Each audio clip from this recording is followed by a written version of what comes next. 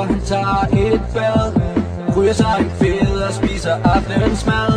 Han tænder sin PC og sætter sig ned. Går på Arthur for at se om han har fået en besked. Så går han i skabet og finder sit tøj. Et Gucci-bælte og en nedringet trøje.